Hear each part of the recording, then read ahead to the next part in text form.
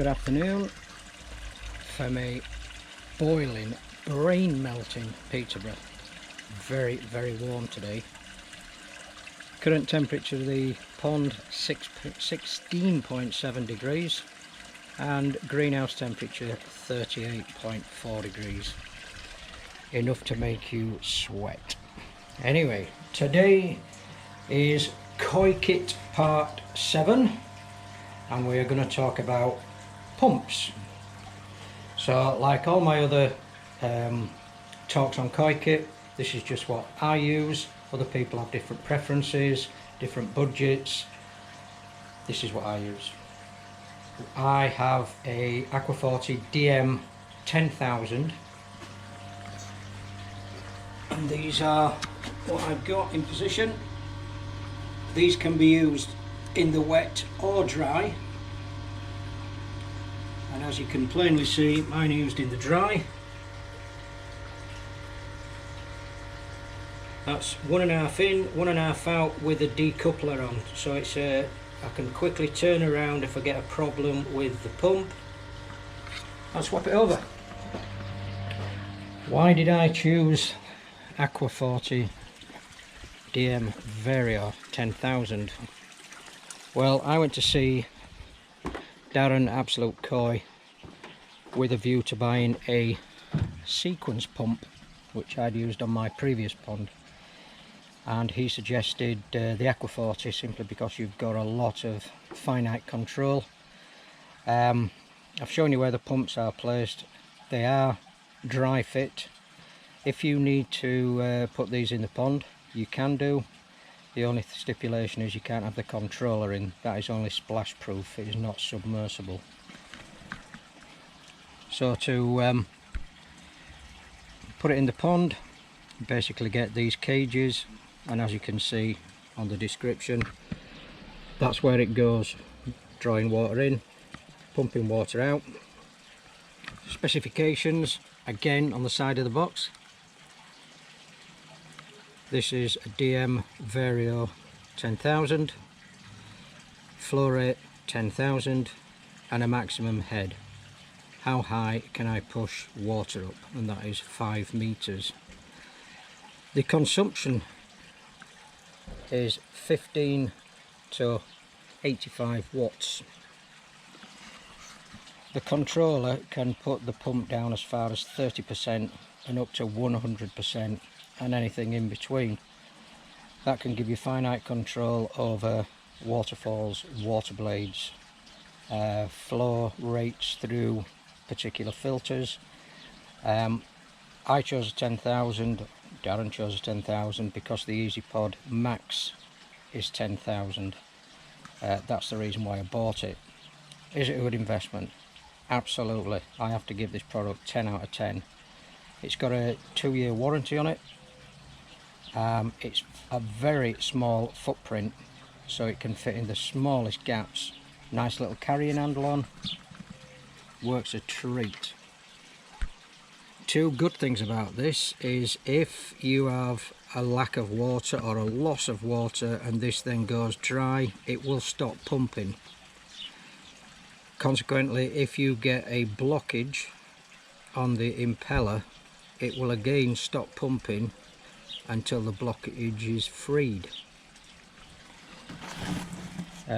Fortunately, I've never had either. It will handle up to 6mm in solids, which is quite a size really.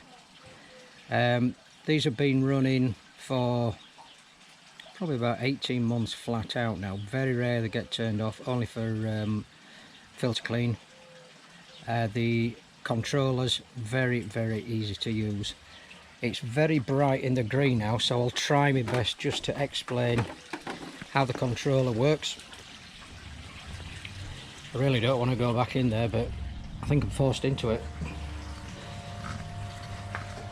So there's your controller. 3 buttons, which is basically start, stop, and then you can control the speed down and control the speed up, and the readout. You cannot actually see it, but the power that it's drawing at the moment is 61 watts. and that is, let's have a look, and it's running at 89% I think it is. And this is the skimmer, this is running much lower. I think this is almost down to 30%, so I'm hardly using any juice at all. So very easy to control. Once you have set up the speed of your pumps, then your aim is to create a balance in your system. How fast you push water through, how fast it goes through the UVs, how fast it goes through your filters. It's all controllable and all measured. 100% recommend these. I know a lot of people who've got 20,000s. I don't know anybody that's got 30,000, but I think that is the top of the range, or the top of the range as it was. They may have been slightly superseded now by maybe a different series or a different design. I think I paid about 155 quid a piece, but they have jumped up significantly. I think they're about 195. If you can get them any cheaper, go for it. Wholeheartedly recommend these. What else can I tell you? Once you get from 10,000, if you go to 20,000, that's capable of a 2-inch inlet, 2-inch outlet, as is the 30,000. And like I said, the controller just makes it for me. My old sequence pumps will basically turn them on and it ran full blast, so you have no control over the flow rate unless you put valves in, and you have no control over the energy consumption. With this you've got both, so yeah, well recommended again. There's not really much more you can say about pumps. Do you need one in a pond?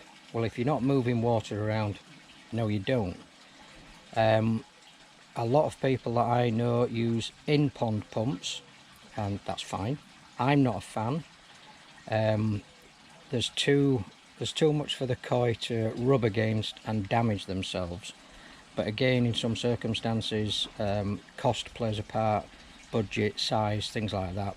Or maybe a couple of people that I know are quite impatient and all they want to do is throw a pump in and get going, but that's their choice.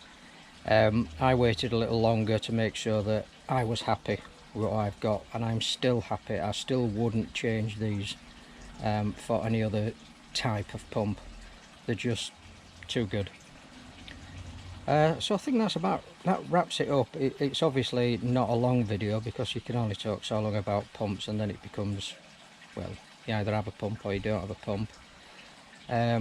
So yeah, on the negatives it is cost, but positives, the control and the amount of electric you can save, and the close adjustment that you can make. It is just unreal.